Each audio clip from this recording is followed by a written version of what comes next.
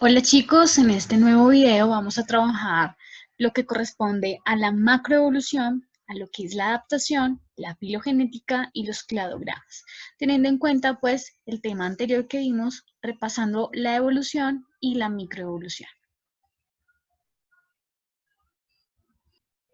Vamos a hablar de la adaptación. Entonces, como ya sabemos que la evolución se da es a nivel poblacional y se refieren a los cambios que tienen las especies. Esos cambios que surgen de manera aleatoria en los seres vivos pueden perderse si no crean ventaja para el organismo en su ambiente o si por el contrario genera más bien alguna enfermedad. Este tipo de enfermedad pues no va a pasar a la siguiente generación porque puede provocar la muerte del organismo. Pero hay mutaciones, hay cambios en las especies, en los individuos de estas especies que generan descendencia. Ahí es cuando vemos entonces que el proceso evolutivo, aunque se da los cambios a nivel individual, la descendencia de ese individuo puede heredar los cambios o esas características ventajosas. Y entonces la población, es decir, el conjunto de individuos, es el que se va a ver beneficiado de ese cambio. Por eso el proceso evolutivo se ve a nivel poblacional, no se ve a nivel individual en las especies. Entonces, una adaptación, ¿sí?, surge cuando hay un proceso evolutivo y ese cambio que surgió en esa especie, pues genera una ventaja frente a otras especies o frente a otros individuos, lo que le permite, como lo dice acá en el texto, explotar el ambiente en donde viven. Entonces, por ejemplo, hace muchos años, hace cientos de años, el ancestro común entre los osos grizzly o los osos pardo y los osos polares habitaban un ambiente donde era de un color tal vez oscuro, boscoso. Sin embargo, por eventos catastróficos o la separación de una población, parte de esa población que quedó separada de la otra empezó a explotar otros ambientes, beneficiándose entonces los osos que eran de tonalidades más claras, haciéndose casi invisibles frente al ambiente para que otros depredadores no los encontraran. En ese caso, empezaron entonces a sobrevivir más aquellas características blancas. En este caso, entonces, ya vemos que solamente encontramos osos polares de colores blancos, ¿sí? En este caso, ese tipo de coloraciones le permitió a esta especie adaptarse a este ambiente. Entonces, todo tipo de cambios que ocurren en las poblaciones pueden, si son benéficas para su supervivencia, llevar a una adaptación. Por lo tanto, todas las adaptaciones han pasado por un proceso de selección natural, ¿bien? Que es lo que hemos venido trabajando. Bien, ahora para hablar sobre el tema de la filogenética y los cladogramas y la macroevolución, tenemos que tener claro primero qué son las categorías taxonómicas.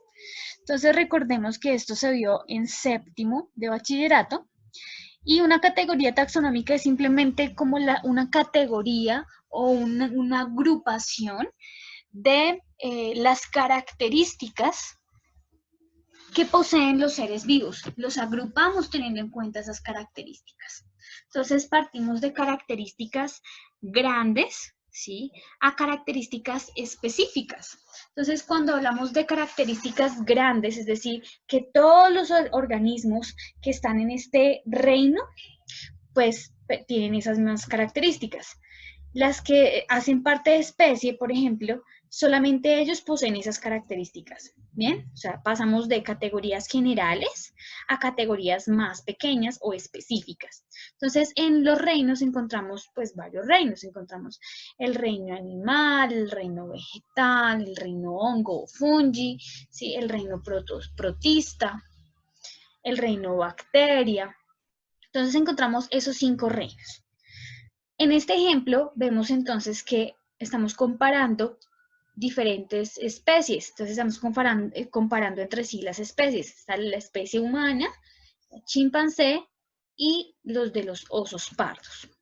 El nombre de la especie humana se le llama Homo sapiens. El del chimpancé se le llama Pan troglodytes y el del oso pardo se llama Ursus arctos. Entonces, tanto el ser humano como el chimpancé y el oso pardo pertenecen al reino animal, por lo tanto los tres los agrupamos en esa misma categoría. ¿Por qué? Porque todos ellos tienen células de tipo animal, ¿bien? Si ustedes se dan cuenta, esta es una categoría general, o sea, es la más grande, en donde, es decir, agrupa a más especies. Esta, la especie, pues es única de un solo tipo de seres vivos. El reino es mucho más amplio, abarca muchas más especies. Veamos otro ejemplo. Por ejemplo, después del reino encontramos el filo o filum, que también se le llama. Hay varios tipos de filum. En este encontramos el filo cordata. El filo cordata son todos los organismos de tipo animal, ¿sí? Claramente, que poseen una notocorda, es decir, poseen un cordón nervioso, es decir, tienen un sistema nervioso. El ser humano, el chimpancé y el oso pardo poseen un sistema de cordones nerviosos o notocorda que conecta el cerebro con todo el cuerpo, por ejemplo. Entre los filos de los cordados encontramos los peces, ¿sí? Encontramos los reptiles, encontramos los mamíferos, encontramos, bueno, muchos tipos de clases. Bien, dentro del subfilo es un grupo más pequeño, ¿sí? Es decir, son menos características que el filo, son más pequeñas, más específicas. Aquí encontramos entonces los vertebrados y los invertebrados. Entonces, dentro del subfilo y los cordados están los vertebrados y todos ellos también pertenecen a ese mismo filo. Clase. Pues entonces la clase encontramos los mamíferos, las aves, los peces, encontramos los reptiles, los anfibios, ¿bien? Esas son las clases. Entonces, tanto el ser humano, el chimpancé y el oso pardo pertenecen a la clase de mamíferos, porque aparte de que son animales que poseen un sistema nervioso y que son vertebrados, poseen dentro de la clase producción de leche, ¿sí? Y un desarrollo embrionario interno. Aparte de eso vemos el orden. El orden quiere decir otro tipo de características aún cada vez más específicas. Entonces, para el ser humano vemos que es un primate porque no tiene cola, ¿sí? Y también posee el dedo opuesto que se le llama el pulgar. Todos los primates, su característica principal es que tienen el dedo opuesto llamado pulgar. Entonces, tanto el ser humano como el chimpancé somos primates. Pero el oso pardo no posee esa característica. Ellos no poseen un dedo opuesto, no poseen pulgar, por lo tanto no es primate y es un carnívoro, del orden carnívoro. La familia, entonces, si ustedes se dan cuenta, ya va cambiando. Entonces, la familia son unas características aún más específicas que el orden. Entonces, dentro de la familia del ser humano encontramos los homínidos, dentro de los chimpancés los póngidos, y dentro de los osos, pues encontramos los úrsidos. A ver, ¿cómo lo explico? Esta parte de la familia, ¿sí? Varía dependiendo también de la especie. Entonces, si yo hablo de otra cosa que no sea un chimpancé, pues probablemente no sea un póngido. El género es muy parecido también a la familia. Son categorías cada vez más pequeñas, características más chiquiticas. Por ejemplo, tenemos el género Homo. Dentro de los homínidos, pues hay muchas especies de homínidos que se han ido extinguiendo. Entonces está el Homo erectus, el Homo neanderthalensis, que se han ido extinguiendo. Y solamente tenemos como representante de este género, pues el ser humano, el género Homo. Dentro de los chimpancés encontramos al género Pan y dentro de los osos encontramos el género Ursus. Y ya como tal la especie es aquellas características únicas de un tipo de individuo. de organismo vivo, que no comparte con nadie más. Entonces, en el caso de los seres humanos, somos del género Homo, pero de la especie Sapiens. La especie se llama Sapiens, sin embargo, siempre va acompañada del género. En este caso sería el género Homo, especie Sapiens. Bien, el chimpancé, género Pan, especie Troglodites. En el oso sería género Ursus, especie Arctos. Bien, esto nos da entonces la posibilidad de poder comparar especies actuales con especies que han existido a lo largo de la historia en el planeta Tierra. Entonces tenemos acá el árbol filogenético. Recuerden que esto tiene que ver en la clasificación de los organismos vivos, teniendo en cuenta su origen. Entonces, es un diagrama, básicamente, como podemos ver en las imágenes, ¿sí? Y en ese diagrama se representa como la historia evolutiva de los seres vivos. ¿A partir de qué? Pues de las relaciones de emparentamiento, ¿sí? De unos organismos con otros. Entonces, hay unos que están más emparentados que otros, y pues aquellos que están más emparentados que otros van a compartir entonces lo que denominamos un ancestro común. En general, el árbol filogenético, como vemos en la imagen de aquí arriba, pues todos parten de un mismo tipo de organismo, de una misma especie.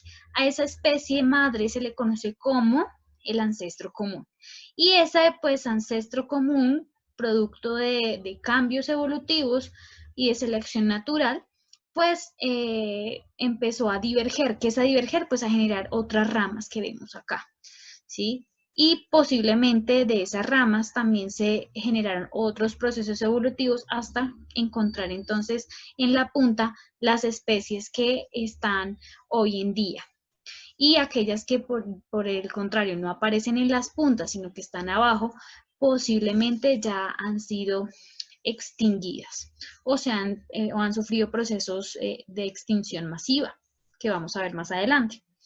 En este caso, entonces, debemos tener en cuenta que los árboles filogenéticos, ojo, a los árboles filogenéticos muestran esas relaciones evolutivas. Y esas relaciones evolutivas nos muestran también el tiempo en que ha cambiado una especie de otra. Entonces podemos ver, por ejemplo, algunas líneas mucho más largas. Veamos, por ejemplo, acá. Esta especie no tuvo cambios, por lo tanto la encontramos todavía. Esta especie, por ejemplo, ¿sí? se dividió o divergió, perdón, en otra especie. A su vez, con el paso del tiempo, también divergió y apareció otra especie. Estos dos tipos de especies que vemos, C y D, comparten un ancestro común, que a su vez esta comparte este ancestro común con otras especies. ¿Bien? Entonces, eso es como una forma de representar el origen evolutivo y las relaciones que hay. Podríamos decir quiénes están más emparentados entre sí. Entonces, podemos decir que C, D, A y B están emparentados entre sí porque tienen un mismo ancestro común. Sin embargo, A, B, C, D y E no están emparentados sino hasta este punto. Es decir, entre ellos hay menos relación que entre A, B y C y D. Vamos a ver otro tipo de representación que se le llama el cladograma. Esta ya es una representación de una de las partecitas, miren, me voy a volver, de una de las partecitas, o tan solo una partecita de mi árbol filogenético. En este caso solamente busca mirar las relaciones que hay entre algunas especies, pero no me muestra el conjunto total.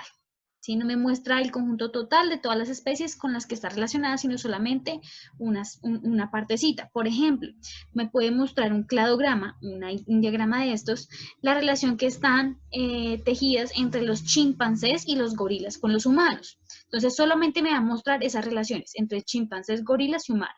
Qué tanta relación hay, pero no me va a mostrar, por ejemplo, la relación entre todos los chimpancés, gorilas, con, por ejemplo, los peces. No me muestra esa relación, sino solamente un clado, una ramita de ese árbol filogenético. En este caso, el cladograma no me muestra, a diferencia del árbol filogenético, el tiempo de evolución o el tiempo de cambio de una especie a otra. Bien, por lo tanto, no es exacto el proceso evolutivo acá, no es, es una hipótesis, ¿vale? Esto es una hipótesis de cómo pudo haberse llevado el proceso evolutivo. Sin embargo, este árbol filogenético sí es real, o sea, nos muestra el proceso evolutivo real. El cladograma es más hipotético y se basa en exactamente lo mismo. Existen 3 tipos de cladogramas. Entonces, cuando vemos los grupos monofiléticos, quiere decir que diferentes ramas de diferentes especies surgen de un mismo ancestro común y tenemos vivos tanto el ancestro común como los 3 tipos de especies, ¿sí? Y a través de pues análisis genéticos, comparativos en los fósiles o comparativos anatómicamente podemos deducir eso. Hay otro tipo de cladograma que es cuando tenemos los grupos parafiléticos. En este caso, pues, parte de un ancestro común y ese ancestro común, pues, tiene diferentes ramificaciones o bifurcaciones y tan solo algunos de esas especies las encontramos hoy en día. Algunos de ellos ya han desaparecido. En este caso tenemos algunas especies actuales que divergieron y tenemos también vivo a nuestro ancestro común. Y por último tenemos el cladograma, que son los grupos polifiléticos, en donde no tenemos vivo a ningún ancestro común, sino que tan solamente tenemos a las especies actuales y no tenemos la relación con otras especies que surgieron al mismo tiempo. Bien, surgieron al mismo tiempo, pero no están vivas. Eso es un grupo polifilético. Teniendo en cuenta entonces esas diferencias, vamos a hablar ahora sí del proceso de la macroevolución. Entonces, como ven la imagen, la macroevolución se refiere pues a el estudio de esos cambios evolutivos grandes, a gran escala, ¿sí?, en las especies. Entonces no se queda únicamente el cambio en la población de una especie a otra, sino me habla, por ejemplo, de cambios de género, o cambios de familia, o cambios de orden, o cambios de clase. No se queda únicamente en cambios de especie, que es la categoría más pequeña taxonómica, sino que me habla de cambios mucho más grandes. Es decir, cambios que se podrían casi que observar a simple vista, son muy notorios. Entonces hay unos patrones para definir la macroevolución. La macroevolución se alimenta o se retroalimenta de los procesos de la microevolución que habíamos visto en el video pasado. Entonces nos dice que hay un proceso de mutación, ¿verdad? Debe haber un flujo genético, que eso también ya lo debemos tener claro. Debe haber de pronto deriva genética y, obviamente, sin excepción, debe haber selección natural. El conjunto de todos estos tipos de cambios o cambios pequeños, con el paso de grandes periodos de tiempo, más o menos pueden ser 3.800 millones de años, estamos hablando de procesos de macroevolución. Sin embargo, a veces el tiempo no necesita que sea tan grande. A veces puede ocurrir estos procesos de cambio en periodos de tiempo muy cortos, lo que conllevan a que las especiaciones o los cambios de familia o género se lleven a cabo rápidamente. A eso también se le conocería como macroevolución. Entonces, los patrones de la macroevolución son los siguientes. El primero es el éstasis. Acá vemos una gráfica donde nos va pues a representar qué quiere decir éstasis. Entonces, por ejemplo, un pececito, ¿cierto? El primer pececito, resulta que se separó de su población con la que habitaba y empezó a tener o a vivir en otro ambiente. Entonces, él empezó a desarrollar unas características diferentes a la de otra población de peces del mismo origen. En ese caso, esta divergencia, ¿sí?, hizo que los peces fueran un poco diferentes y esa diferencia los hizo cambiar de especie, ¿sí? O sea, vienen de un mismo origen, pero algo muy pequeño los hizo cambiar de especie. En este caso, ambos tipos de especies de peces siguieron, digamos que el mismo patrón durante el periodo de tiempo, es decir, no cambiaron, solo cambiaron cuando se separaron de su ancestro común, se divergieron, ¿sí? Hay dos rutas y entonces ambos siguieron teniendo los mismos patrones, es decir, no siguieron cambiando, se mantuvieron así durante mucho tiempo. ¿Bien?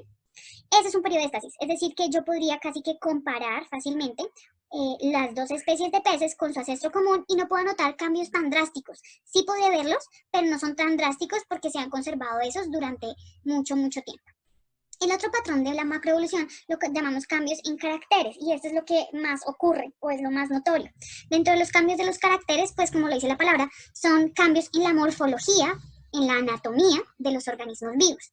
Eso ocurre de igual manera. Entonces, una población de una especie por factores ambientales, pasó un río por ahí, separó la población, o hubo un evento catastrófico porque cayó un meteorito ahí, entonces la población que habitaba la separó, unos estaban hacia la derecha, otros estaban hacia la izquierda, y los separaron. Entonces las dos especies, la especie de la misma población no pudieron volverse a reunir y tomaron caminos diferentes. Entonces el azul que vemos acá como A tomó un camino diferente a la población B, que en un inicio eran la misma especie. Debido a esos cambios en el ambiente, resulta que ahora la especie A empezó a tomar cambios físicos, cambios morfológicos, que le daban una ventaja para sobrevivir en ese ambiente, ¿sí? Mientras que el otro grupo, el B, él también tuvo otros cambios muy diferentes a los de la población en el que antes se encontraba, ¿sí? Entonces, eso se le llama la divergencia, un tipo de evolución divergente que crea entonces características diferentes. Veámoslo en un ejemplo. Tenemos entonces acá, por ejemplo, un insectívoro primitivo. De este ancestro común, ¿sí?, aparecieron diferentes tipos de organismos vivos que encontramos hoy en día. Entonces, producto de esa divergencia encontramos, por ejemplo, los osos hormigueros, primates, cetáceos, los elefantes y los lagomorfos, que son los conejos y demás. Entonces, vemos que este ancestro común, su población, pudo diverger, es decir, pudo irse a lugares ambientales diferentes, ¿sí? Se separaron en algún momento. Y cada población, entonces, que se formó nuevamente, se adaptó al ambiente en donde vivía, se adaptó. Y vemos entonces que las características que surgieron con el paso de los años, pues los hace ser muy diferentes, ¿sí? Características muy diferentes. Un ejemplo de ello puede ser, en este caso, que acá haya un pez, y de ese pez aparece un pez lobulado, es decir, un pez con patas que se parecen muy parecidas a las de una rana. Ese pececito entonces pudo salir a tierra porque tenía respiración pulmonar, y uno de ellos se fue, supongamos que para lugares húmedos, y de ahí entonces surgieron los anfibios. El otro se fue para lugares más secos, entonces de ahí surgieron los reptiles, pero entonces entre los reptiles encontramos reptiles sin patas, como por ejemplo las serpientes, encontramos los reptiles con patas más cortas, otros con patas más largas, ¿sí? Entonces, si vemos la evolución de esta característica, en el caso de los reptiles, es variable, por eso no vemos una línea recta. Aunque tienen patas, las patas tienen diferentes características, ¿ven? En el caso de acá, de los, por ejemplo, los anfibios, ¿sí?, que tomaron sus cambios, pues han sido menos drásticos, ¿sí? Es decir, todos tienen patas, pero pues sí, pueden ser que unas sean de pronto más largas, otras más cortas, pero no hay, por ejemplo, ese cambio donde no hayan patas, ¿sí? Esos son procesos divergentes, evolutivos, que se le llama un patrón de la macroevolución, cambios en los caracteres. Otro de los cambios en los caracteres es la evolución convergente. A diferencia de la evolución divergente, donde salen dos o más especies a partir de un ancestro común, la evolución convergente me muestra que diferentes especies no emparentadas, es decir, que no vienen de un mismo ancestro en común, tienen características físicas o morfológicas muy similares. En cuanto a que, por ejemplo, vemos un delfín, vemos un tiburón y vemos, por ejemplo, un crustáceo marino. Ambos poseen características similares en su anatomía. Eso no implica, en este caso, que vengan de un mismo ancestro común, ¿vale? Eso también nos puede dar, por ejemplo, ideas de los procesos macroevolutivos no necesariamente tienen que ver con un ancestro en común, sino que también a la adaptación, o tienen la misma forma para adaptarse a un mismo ambiente. Otro de los procesos o patrones de la macroevolución es el proceso de extinción. Entonces, cuando hay eventos catastróficos que hacen que las especies desaparezcan, ¿sí?, hace que con el tiempo las especies que quedan rellenen los espacios donde antes habitaban las especies. Es decir, al rellenar estos espacios pueden tomar nuevas adaptaciones, ¿sí?, para poder explotar ese ambiente que dejó de explotarse debido a que se extinguió esa especie. Entonces, la extinción genera más adelante procesos de radiación adaptativa. Es decir, que en un momento vamos a ver que desaparecen las especies, y luego las especies pequeñas que quedaron, las pocas poblaciones de especies que quedaron, empiezan a habitar esos espacios donde antes no estaban. ¿Bien? Entonces eso genera más adelante procesos de gran biodiversidad. O sea, la extinción no necesariamente implica que sea malo, sino que también puede provocar mayor diversidad con el paso del tiempo. Otro de los patrones de la macroevolución es la formación de linajes o especiación. Esa formación de linajes corresponde entonces a lo que yo les decía. Entonces hay extinción, ¿sí?, esos organismos que se extinguieron van a ser entonces reemplazados por los que quedan y van a empezar entonces a generar nuevos linajes. Vemos acá entonces nuestro cladograma y en ese cladograma entonces vamos a ver que empiezan a surgir, si ustedes se dan cuenta, muchos linajes. Los vemos, por ejemplo, los de color azul, todos ellos están emparentados entre sí porque vienen de un mismo ancestro. Los de colorcito verde también los encontramos hoy en día, son un nuevo linaje totalmente diferente al A, totalmente diferente al C. Vamos a mirar los cambios filéticos. Entonces, los cambios filéticos es otro patrón y se relaciona con lo último. Entonces, por ejemplo, cuando tenemos un organismo, ¿sí? Y él se va transformando al paso del tiempo, yo lo puedo representar en este árbol filogenético. Este cambio filético es una forma para yo poder conocer cambios pequeños, como los cambios pequeños, ¿sí? Se han ido acumulando hasta tener las especies que tenemos hoy en día. ¿Cómo lo puedo yo saber? Pues a través de los fósiles, a través de los organismos que aún están vivos, o de la secuencia de ADN y genes, ¿sí? En los cambios filéticos son todos datados, es decir, si yo sé el cambio filético de una especie, quiere decir que yo sé todos los cambios que esa especie tuvo desde su ancestro común. Desde los más pequeños hasta los más grandes. Si ustedes se dan cuenta, entonces tenemos aquí esta especie.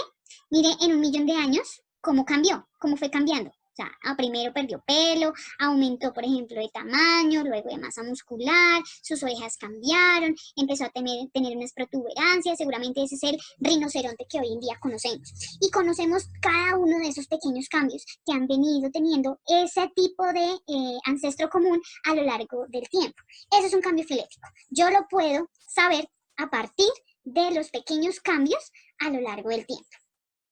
A diferencia, por ejemplo, de un cambio en el clado, ¿sí? Los cambios del clado yo no me sé todo detalladamente los cambios que tuvieron, no los tengo. ¿Por qué? Pues porque resulta que a veces no he encontrado el ancestro común o ahí no he encontrado el fósil que me relacione la especie A con la especie B. Necesito saber cuál es ese cambio que me produjo. ¿Bien? Esto de la radiación adaptativa tiene que ver entonces con los procesos que yo les mencionaba de extinción. Entonces, cuando ocurre el proceso de extinción, puede ocurrir también la radiación adaptativa. Entonces, es una diversificación, ¿sí?, de una característica de un organismo vivo. Es decir, este ancestro común que vemos acá, ¿sí?, empezó a tener cambios en sus individuos de la población. Entonces, esos individuos, teniendo en cuenta esos cambios, pudieron llenar los vacíos que dejaron otros organismos o que no han sido explotados y de ahí sobrevivir y adaptarse. Entonces, en ese caso, vemos los pinzones de Darwin que estaban en una isla y cuando llegaron, entonces ellos, teniendo en cuenta las formas de los picos, pues unos se especializaron en comer hojas, otros brotes y frutas, otros larvas, otros insectos. Mira, hay unos que usaban herramientas, por ejemplo, para sacar animales, por ejemplo, de sus colonias y demás. Entonces, ellos, después de una extinción o cuando no hay una especie que explote muy bien o no explote un recurso, ellos pueden tener la ventaja debido a esa característica clave. ¿Cuál es su característica clave acá? En este caso son los picos, ¿sí? Es una característica que les permite sobrevivir y explotar ese recurso en el ambiente. Esto provoca que con el paso del tiempo, pues los tipos de alimentación también varían con los tipos de comportamiento y va a aislar entonces las poblaciones. Aquellos con picos pequeños que comen hojas, pues se van a aparear o agruparse pues con los que estén más cercanos, que son los mismos que pues tienen picos pequeños. Los que comen frutas pues van a estar en un lugar donde haya más frutas y brotes, por ejemplo, de plantas. Entonces se van a aparear pues con individuos de su misma especie que tengan estas características y demás. Esto lo que va a provocar entonces es una diversificación de especies. Entonces van a haber más especies y todas estas especies pues vendrán de un mismo ancestro en común que colonizó ese lugar.